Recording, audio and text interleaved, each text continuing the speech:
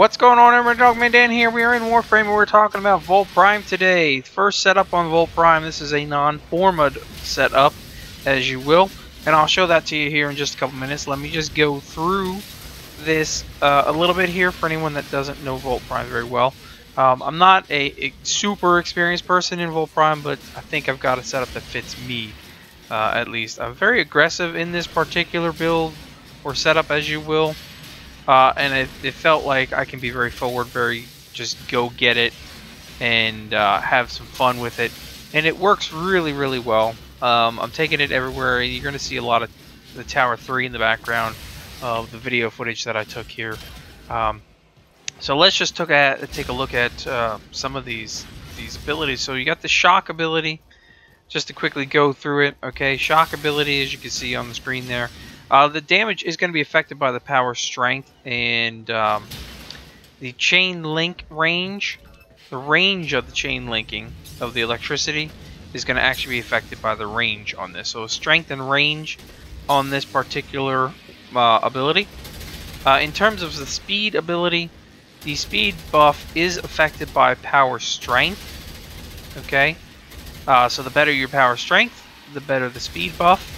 The duration is affected by the duration mod, if you will, and the effect radius is actually power range.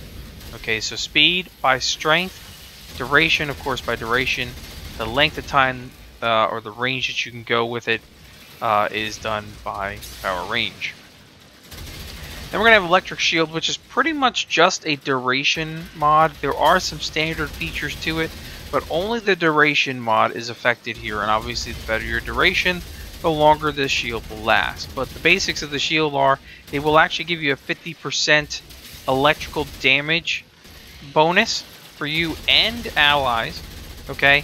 And it'll actually give you a 2x critical damage multiplier, so a 200% damage multiplier as well through the shield.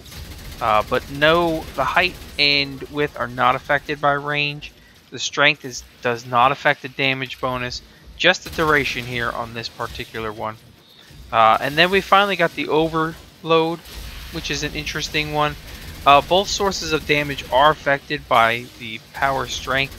So we have a pulse damage, and we have an actual arc damage as well that comes out of this particular one. The pulse damage is affected by the power strength, while the arc damage from overload devices is not, apparently, from what I understand.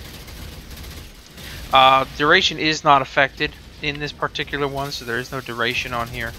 And the field radius and arc are affected, like I said a minute ago, by power range. So you can get this thing out pretty far based off of your power range. So really, we're looking at strength, duration, and range mods in here. All over the setup. It's really how you want to play it. There are obviously very specialized ways to focus on specific abilities, but here I've set up one that allows me to utilize all 4 abilities at any given time to fit in my play. Okay, so let's go ahead and get right over to the build. As always, comments, questions below at any time. Alright, so let's go ahead and take a look at the first build of Volt Prime here. Okay, as you can see, no forma. This is the way it's set up. As you can see, we've got a decent power duration, decent efficiency, good range, good strength on here. Okay. Now, I'm going to use rifle amp for the first one through in the V slot, just because of the way I've set this up. This is going to be a nice addition, the way I'm going to play this, very aggressive with Volt in this particular build. Okay. I'm going to definitely be taking a fast, good primary weapon. Like I said, I've liked the Carrick with this really well. Of course, I like my Bratton family, my Bratton Vandal, my Bratton Prime. There are so many good rifles out there, but you want a really fast attacking rifle to go with this particular setup. We're going to use Prime Flow. Regular Flow is fine. Prime Flow, of course, is going to get you all the way up to that 800 power pool. I could get a little higher because I'm 1 below max, but I'm fine with this right now, 250. I'm going to use Prime Continuity in here, 50%, okay? And, of course, the effect I'm going to have, Transient Fortitude, is going to take some of that away, so it's going to give me back my just 30% in terms of duration, but that's enough for me in the way I'm going to play it. And we're also going to use Intensify to go with Transient Fortitude to give me the power strength, because that's what I wanted to focus on most here. I'm going to use a Vigor, that's it, just a Vigor to bring up some shield and some health. Again, you're going to play this very aggressively when you're doing it, so this is all that I needed in this particular setup. Streamline, because I'm not using any negative mods, so I just need a 30% efficiency. Stretch, of course, you want to have some range with the way overload works and everything else, with the way the speed works, so range is good to have. And then finally, I'm going to use Rapid Resilience in here as my other one. Okay, and this is going to give me a 75% status duration reduction. So when I do take proccing damage like bleed damage or anything like that, I'm going to get that reduced by 75%, so it's only 1 or 2 hits on me, and we're done, and we're back in. So it's no real loss with just this small Vigor and shields. Now, I know this is not going to be a way that everybody wants to play, but this is just the first way that I'm playing it right now.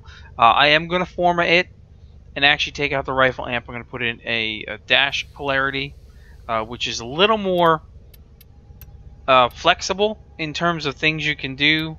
Sorry, I did the wrong button in the auras. Okay, so you got enemy radar, you got energy siphon, you got loot detector, of course you got corrosive projection. There's a lot more in the dash polarity. Shield disruption, shotgun scavenger, speed holster, as you can see, sprint boost.